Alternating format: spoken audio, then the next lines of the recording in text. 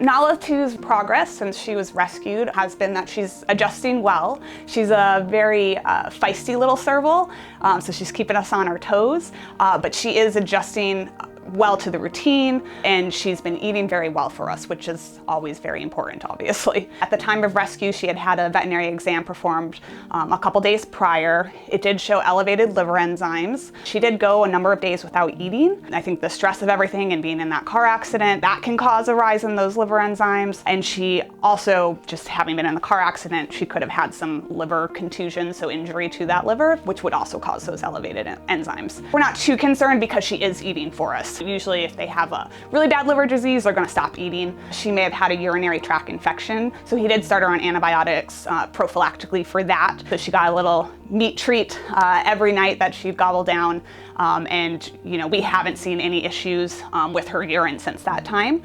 Nala 2 is adjusting well. She's a little scared, like everyone is, coming to a new place.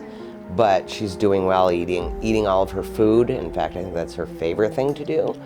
Just like any animal that gets rescued here, an individual plan is designed for them, and you always try to trace back what may have happened to them. Maybe that gives you some behavior insights of maybe that's why they are. I mean, we do know she was put in an attic. Her and the male were being transported somewhere else when they got into a car accident. I would be fearful, right? If you were the cat. And yeah, she's not scared. She shows you how big she is. She arches her back and puts out all of her claws and hisses, and she comes towards you, and aggressively. So that is a little bit different. If an animal were to have an infectious disease, usually within 30 days it will present at that point. So we always keep them in quarantine for 30 days. And she also gets our quarantine deworming protocol.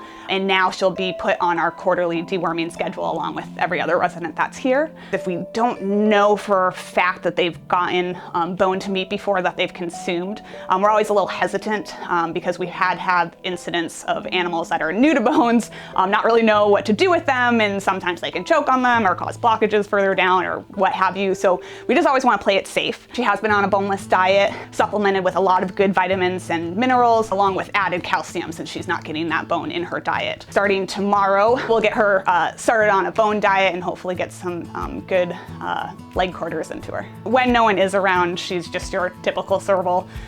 Snoozing a lot, ripping up cardboard boxes that we leave for her, playing with her balls. She really likes the hammock that she has in there.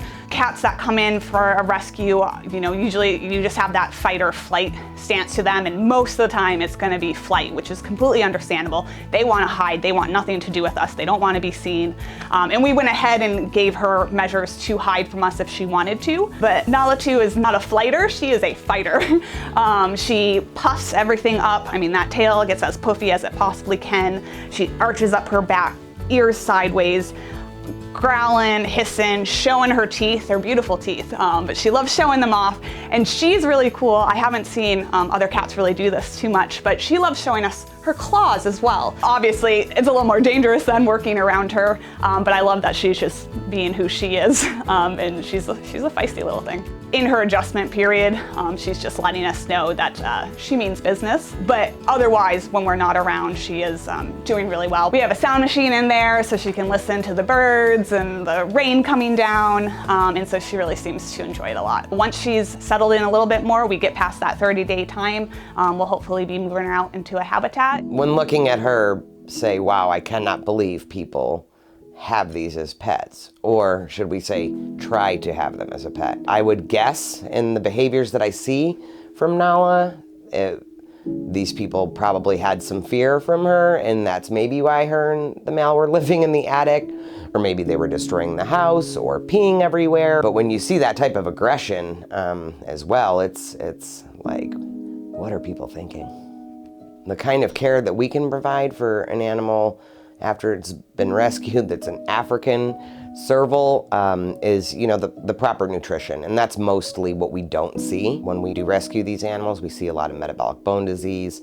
They weren't fed the proper diet, and they're not enriched. That's where the metabolic bone disease comes in, because the diet is not being supplemented, what it should. And For instance, you know, on the male, I mean, so he was in a car accident and needed emergency care and maybe a blood transfusion. Well, where are you going to get African serval blood? Like, so much goes into this. A lot of them that we've rescued out of homes, these small cats, have never touched the grass before, and they need that environmental enrichment. Of course, we're a no contact facility and accredited, and so our animal care standards are above and beyond, but the normal person that's going out and spending a fortune on these animals is not educated at all on the care that these cats need.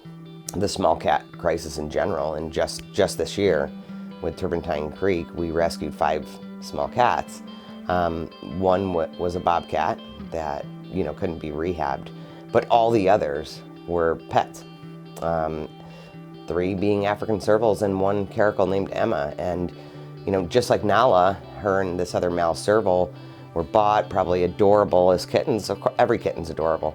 And then they start to become adults, and they're not domesticated. Injuries can happen, tearing up furniture, all of this can happen. And so Nala and this male serval end up in these people's attic. Emma the caracal ended up in this woman's basement.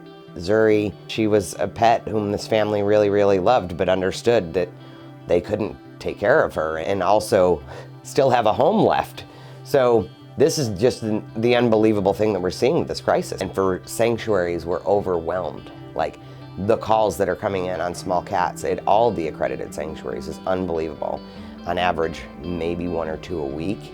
These people are spending $7,500 to $10,000 on some of these cats. And the sanctuaries are the ones taking that animal in and taking care of it for the rest of their lives, which costs more than that.